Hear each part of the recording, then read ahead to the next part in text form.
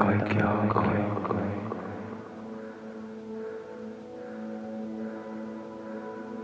Tiesin jo lapsena, että minussa on jotakin erilaista.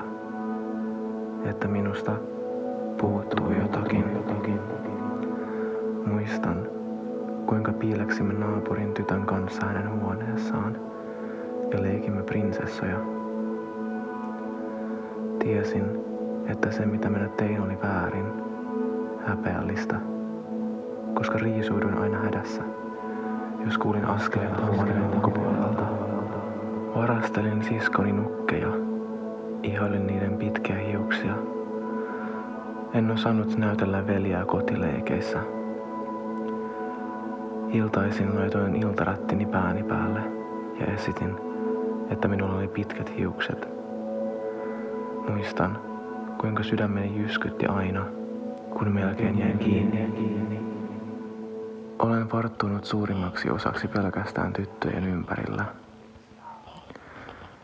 Ja minä rakastan tyttöjäni. He ovat opettaneet minulle melkein kaiken, mitä tiedän. Heidän ansiostaan voin ylpeydellä sanoa olevani tyttömäinen poika. Ja heidän ansiostaan minua ei enää haittaa, kun ulkopuolisetkin luokittelevat minut tyttömäiseksi pojaksi.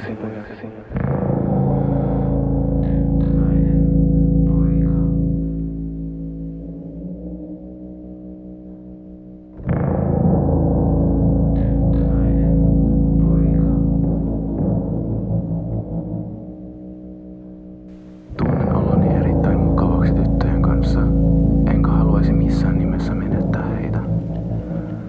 Mutta minä en ole tyttö.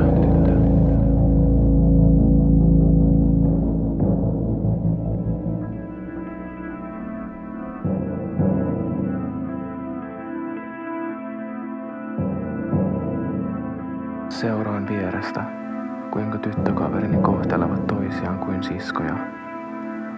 He ymmärtävät toisiaan syvästi. Heidän ei edes tarvitse sanoa mitään. Ennen juhlia he laittautuvat yhdessä, kikattavat ja pitävät hauskaa. Juhlissa he menevät yhdessä vessaan pitämään tyttöjen aikaa. Joskus heidän syntymäpäiviensä on sallittu pelkästään tytöt. En ole osa heitä. En kuulu joukkoon.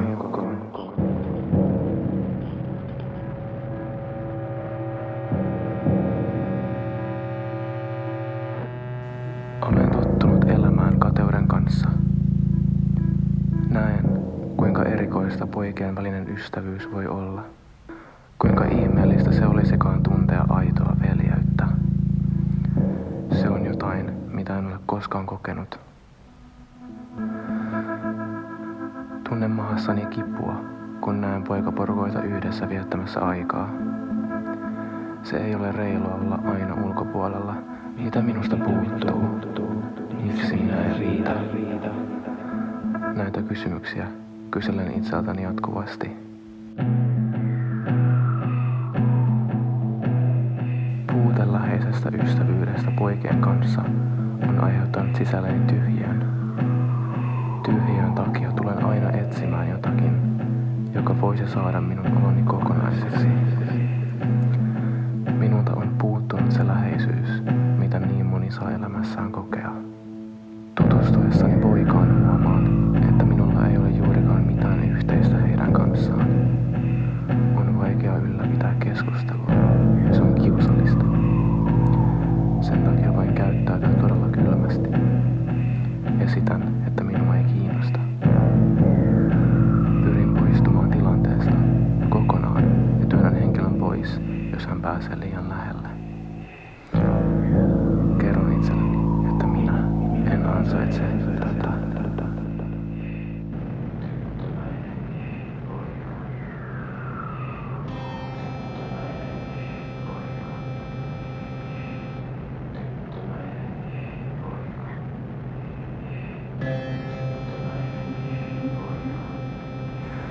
Se on ristiriitaista. En tule koskaan kuulumaan joukkoon tyttöjen kanssa, mutta en koe kuuluvan joukkoon poikienkaan kanssa. Mihin minä sitten kuulun? Kuulunko mihinkään? Minulla on aina ollut pelko siitä, että minua tuomitaan. Koin olevani muiden poikien keskuudessa pelkkä naurun aihe, enkä ollenkaan tutustumisen arvoinen. Minua ei oteta vakavasti. Olen erittäin herkkä katseelle, jotka minuun kohdistuvat. On myös tärkeää mainita syyllisyyden tunne. Pukuhuoneessa koen aiheuttavani epämukavan olon muille pojille. He luulevat, että tirkistelen ja kuiskivat, että olet väärässä huoneessa. Kaikkia niitä kertoja, kun minulta on kysytty, olenko tyttö vai poika, ei voi laskea.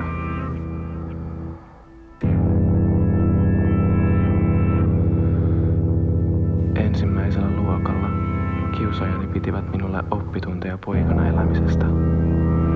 He opettivat minua sylkemään ja potkimaan. Häpeä on jokapäiväistä. Ääneni on liian korkea. Puhun kuin tyttö. Kävelen kuin tyttö. Hävettää riisuutua muiden edessä. Hävettää mielenkiinnon kohteet. Kaikki hävettää.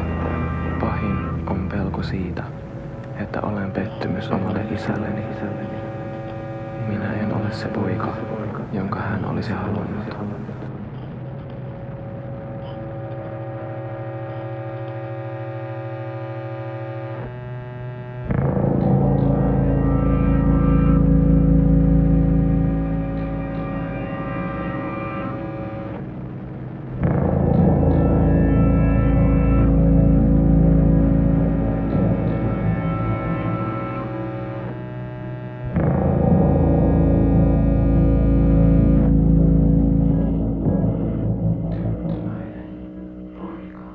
Olen tyytyväinen, että yhteiskunta on suvaitsevampi nykyään. On lohduttavaa nähdä, että minunlaisia poikia kohdellaan reilusti, otetaan mukaan ja kannustetaan. Samalla se sattuu, koska minä en koskaan saanut kyseistä kohtalua, kun minä meikkasin tai lakkasin kynsiäni yläasteella. Minä sain pelkkää vihaa. Haluan kannustaa jokaista tyttömäistä poikaa puhumaan tunteistaan. Sinua tullaan ymmärtämään ja tulet löytämään ihmisiä, jotka samaistuvat ongelmiisi. Meitä on monia.